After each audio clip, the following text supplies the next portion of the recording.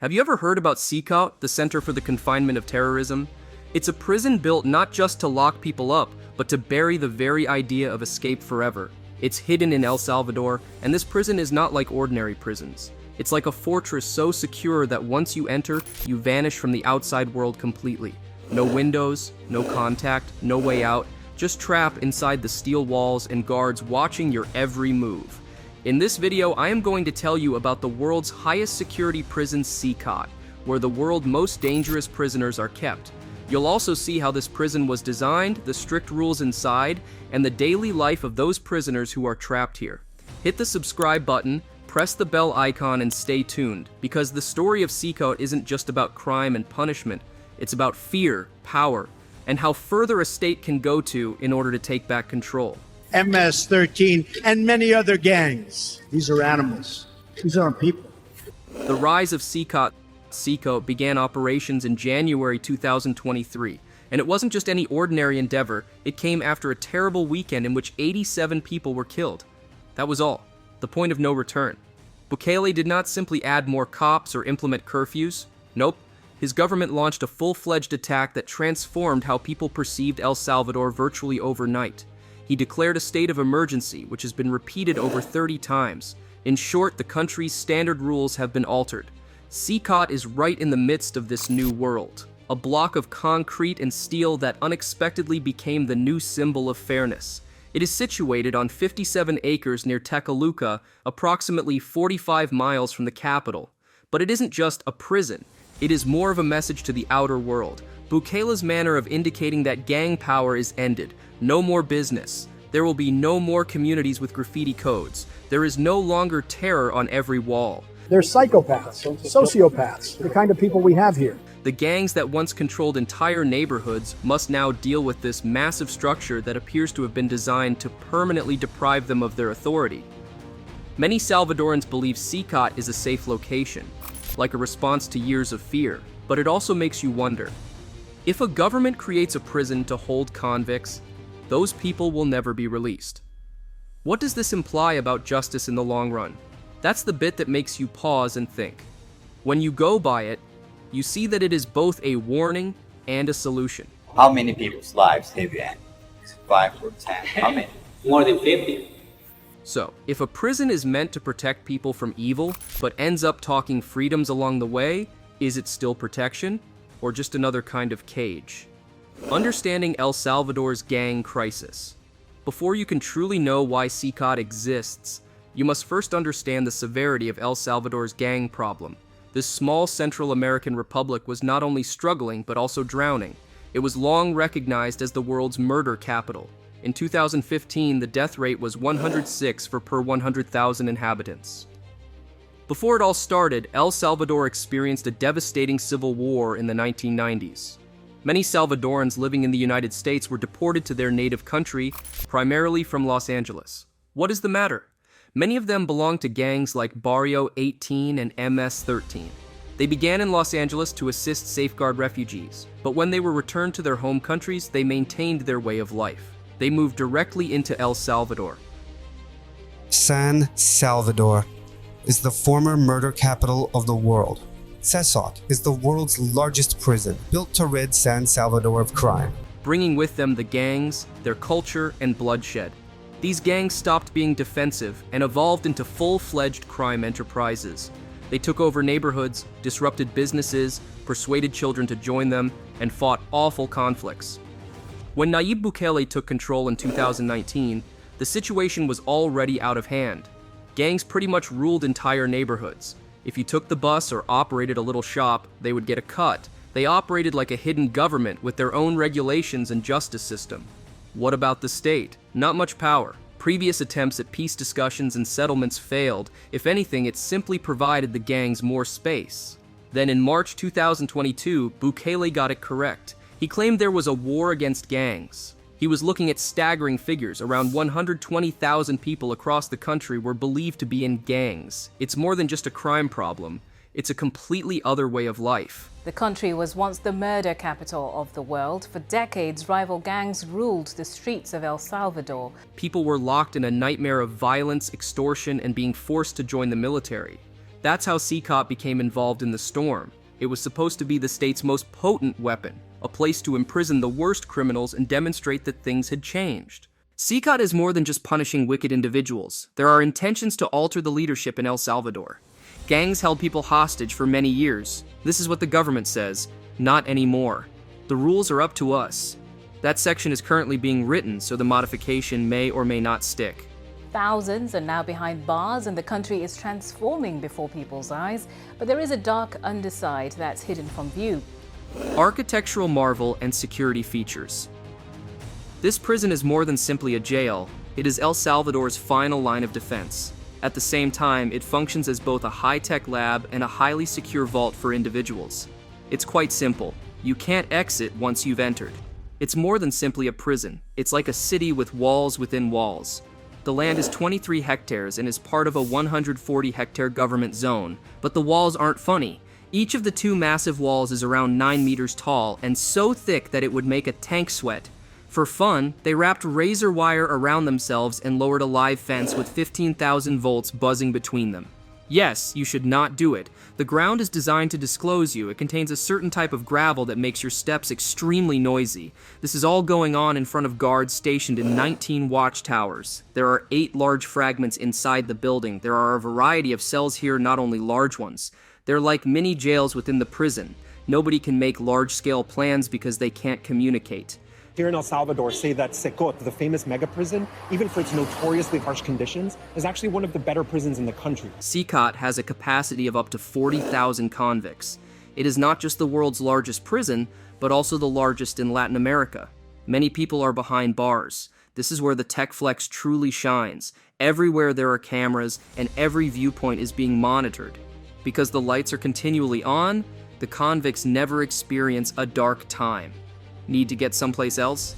Body scans. Would you want to call? You may forget about it. Signal jammers prevent all electronic communication for miles. We're hoping this will be the last checkpoint. The jammers blocked all signals within a 2-kilometer radius of CECOT, completely cutting off all communication. Over 600 soldiers work only to secure the perimeter. People who work or visit cannot simply stroll in. They must pass through full-body X-ray machines. No one has to leave the building because all medical care is provided within. They've closed down all exits. It's crazy how this makes people feel.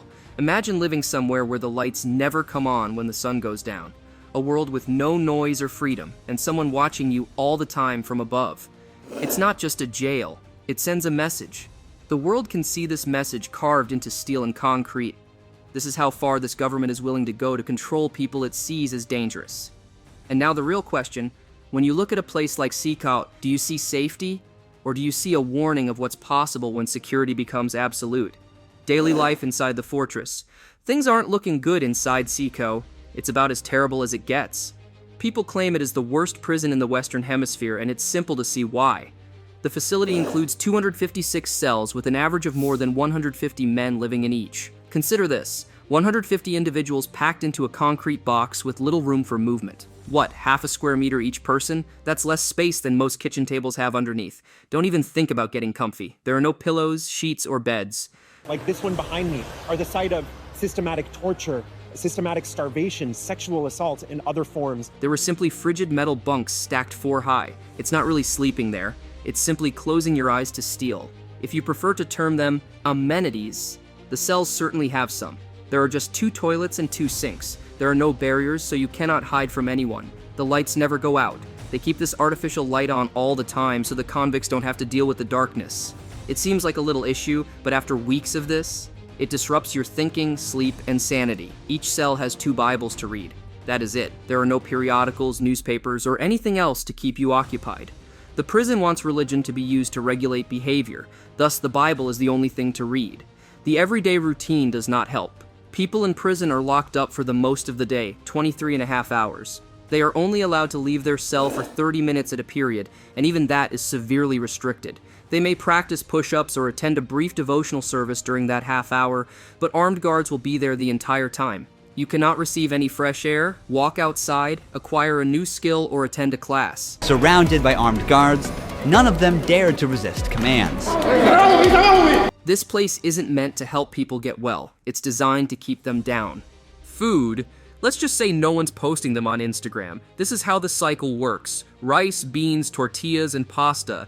They may get eggs or sour cream, but that's it. And the best part? There are no tools allowed. People believe that knives, forks, and spoons are too dangerous. Everyone eats with their hands, making the entire situation even more awkward. Many of these prisoners are most concerned about not being allowed to see their families at all, rather than the food or lights. A visit from your mother or a letter from your child can help you get through the day in most prisons. But there's nothing here. No letters, phone calls, or in-person visits. I'm all alone. For many men, that part is worse than the frigid beds or the terrible meals. It is not only being locked up, it is also cutting off any communication with the outside world. If you think that's horrible, wait till you hear about being alone. CECOT residents refer to it as the island. It is the worst punishment ever. A little hole in the ceiling allows in some light. Inside, there was just a concrete slab, a toilet, and a sink. There was no bedding, no comfort, and nothing to do. Inmates can stay there for up to 15 days, mostly alone in the dark. It's not just the quiet, it's the confusion and the feeling that time has stopped. Whenever criminals are arrested and dragged to the bus, various cuffs and chains are used to restrict their movements and minimize the risk of harm to officers. Sometimes guards cover their faces so that the prisoner doesn't know who is punishing them. Most people never get over that kind of isolation. People who have been in prison talk about solitary like it's a nightmare they can't wake up from. Some people say it's the worst thing that has ever happened to them. And to be honest, that's saying a lot. Given all the other things they've already been through in CECOT, it feels even more creepy because it seems so planned.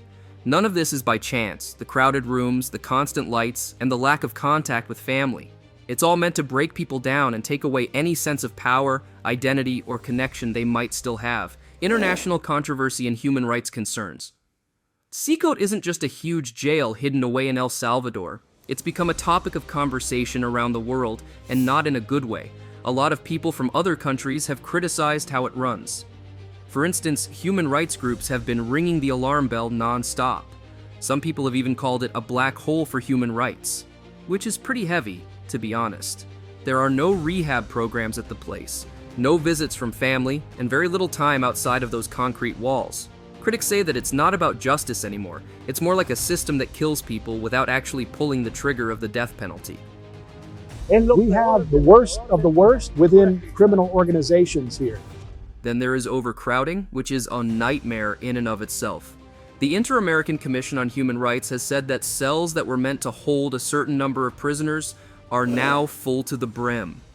Think about a room that was supposed to hold 50 people but now has 100. The Commission says that it doesn't just break international standards, it completely destroys them.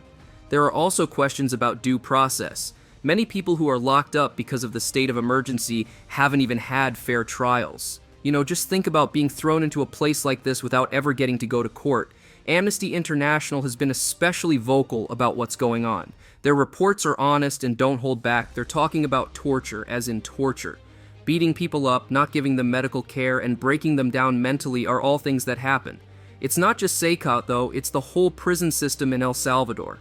Because of those reports, people are calling for outside help, for someone to actually come in and keep an eye on what's going on behind those walls. No contact with the outside world. Crowded cells with bright lights on 24/7. And this is where things get scary. This isn't just a theoretical argument in policy papers. Since the state of emergency began, groups like Cristasol have counted more than 350 deaths in custody. Most of them were caused directly by the awful conditions in prison. The real kicker? There isn't much transparency in CECOT, so no one really knows the whole story. The few who live to tell the tale, their stories sound less like stories about being in prison and more like horror stories about survival. Recent developments. CECOT was no longer just in the news for El Salvador in 2025, it was now part of US politics. Yes, the Trump administration put it right in the middle of their plan to deport people. In March, the US sent more than 250 Venezuelan migrants straight to CECOT. Some of them were accused of being connected to the Tren de Aragua gang. That was new. This was the first time the prison had been used this way, and right away there were all kinds of arguments about whether it was even legal under international law or basic human rights. As for the deal itself, it wasn't cheap. The US basically wrote El Salvador a $6 million check for 1 year of detention services. That's like hiring someone else to deport people and putting them in a foreign prison system that is already getting a lot of bad press. Human rights groups were furious, calling it something close to enforced disappearance, since the deportees weren't allowed to contact lawyers or even family. It seems like they just disappeared. In the end, Venezuela got involved and worked out a deal to bring some of these people home by trading prisoners. But when they came back, the stories they told shocked everyone. Abuse, torture, systematic torture, systematic starvation, sexual assault, and other forms of mistreatment. There have even been reports of sexual assault inside CECOT. And this wasn't the usual rough prison conditions talk. It was much worse. Their stories started an international scandal that caused problems between Venezuela and El Salvador and made Venezuela look into how its own citizens were treated there. A lot of people in El Salvador still support it, even though the rest of the world is horrified. And to be honest, you can see why. The murder rate, which used to be one of the highest in the world, fell like a rock. In 2015, there were more than 100 murders for every 100,000 people. By 2024, that number had dropped to just 1.9. To put that in context, El Salvador is now safer than most countries that people think of as calm and stable. That's a big change. For most Salvadorans, life on the street is very different now than it was 10 years ago. More than 85,000 people have been arrested since the state of emergency was declared. With about 2% of its adult population behind bars, El Salvador has the highest incarceration rate in the world. Give that some thought. Even the US, which people always point to as a place with a lot of people in prison, doesn't have numbers like that. And the crackdown hasn't only been on serious criminals. The government took away important constitutional rights, such as the right to an attorney and the right to associate with others. These mass arrests have affected whole neighborhoods, mostly the ones that are poor. Human Rights Watch says that even kids have been affected. More than 1,000 kids have been found guilty under these emergency laws. And what about the courts? A lot of those hearings don't even look like real trials. The whole world is watching. Some countries look to Bukele as a model for quick fixes to crime, while others see him as a warning of what happens when a government gives up freedom for order. The real question is how long it will take for the people living under it to start asking if the cost of safety was too high. What do you think? Share your thoughts in the comment section. Like and share the video and follow us for more updates. Thanks for watching.